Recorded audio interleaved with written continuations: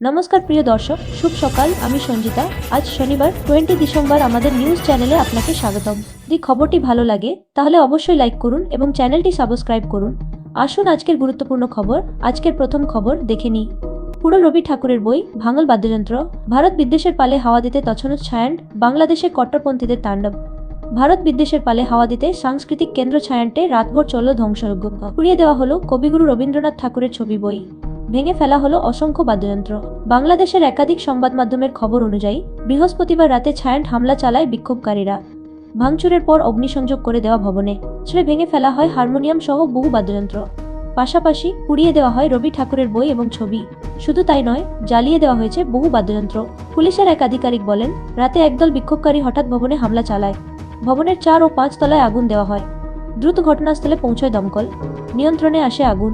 এদিন রাতে মুজিবের বাড়ি ধানমন্ডি 32 নম্বরে ভাঙচুর চালায় উন্মত্ত জনতা। বাড়ি গুঁড়িয়ে দিতে চালানো হয় বুলডোজার। পরবর্তী খবর, নৈরাজ্যের বাংলাদেশে হিন্দু যুবককে পিটিয়ে মারল ভিড়, বিবৃতি দিয়ে দায় ঝাড়লেন ইউনুস। বাংলাদেশে আওয়ামী লীগের সমর্থক এবং হিন্দুজ এবং কাফের হওয়ার অপরাধে ময়মনসিংহে পিটিয়ে খুন করা হয় এক হিন্দু যুবককে। বাংলাদেশে ইসলামী মৌলবাদীদের হাতে হওয়া এই ঘটনার বিরুদ্ধে অবশেষে মুখ খুলেছেন প্রধান উপদেষ্টা মোহাম্মদ ইউনুস।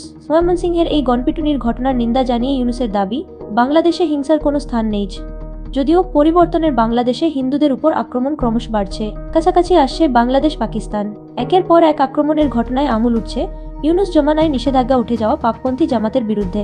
এই অবস্থায় বাংলাদেশের অন্দরে জামাতকে কাজে লাগিয়ে হিন্দু বিদ্বেষ তৈরি করা আসলে দীর্ঘমেয়াদে ভারতের বিরুদ্ধে আইএসআই এর ষড়যন্ত্রের অংশ বলেই মনে করছেন বিশেষজ্ঞরা। এবং এই ঘটনায় ইউনুস প্রশাসন যে নিষ্ক্রিয় তা প্রমাণ হয়ে গিয়েছে বৃহস্পতিবার রাতের ঘটনায়। পরবর্তী খবর, মোদির মুকুটে নয়া পালক।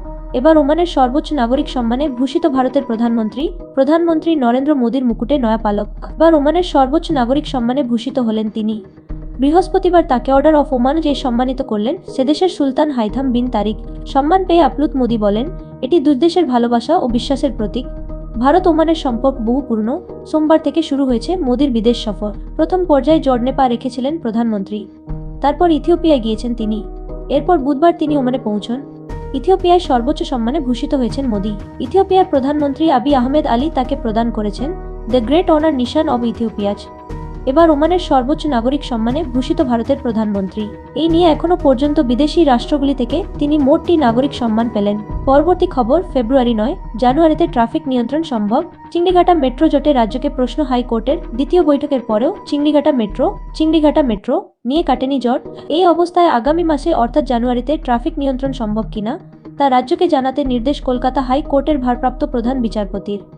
আগামী সোমবার এই সংক্রান্ত মামলার শুনানি। সেদিনই রাজ্যকে তা জানাতে নির্দেশ ডিভিশন বেঞ্চের। এখন দেখার দীর্ঘ সময় ধরে চলা চিংড়িঘাটা মেট্রোর জট কাটে কিনা। ইনপুট, নিউ গড়িয়া থেকে কলকাতা বিমানবন্দর পর্যন্ত মেট্রো লাইন সম্প্রসারণ করা হচ্ছে, কিন্তু চিংড়িঘাটায় আটকে আছে কাজ অসম্পূর্ণ রয়েছে। মাত্র 366 মিটার ট্রাফিক ব্লক করে সেই কাজ করবে মেট্রো, আর তা করতে আদালতে চলছে মামলা। অভিযোগ, এই কাজ করার জন্য অনুমতি দেওয়া হচ্ছে না। এই নিয়ে একাধিকবার রাজ্য, কেন্দ্র, নির্মাণকারী সংস্থা আরভিএনএল সহ একাধিক দপ্তরের সঙ্গে বৈঠক হয়। এমনকি হাইকোর্টের নির্দেশে গত 17 ডিসেম্বর দ্বিতীয়বারের জন্য বৈঠকে বসেন সংশ্লিষ্ট দপ্তরের আধিকারিকরা। পরবর্তী খবর, সেবার চুরি গেছিল হাসিনার অন্তর্বাস, এবার ফুলকপি লুটে নীল হাদি ভক্তরা। এই কেমন বাংলাদেশ? বিক্ষোভ আন্দোলনের নতুন সংজ্ঞা লিখছে বাংলাদেশ আন্দোলন। বিক্ষোভ মানেই যেন লুটপাট।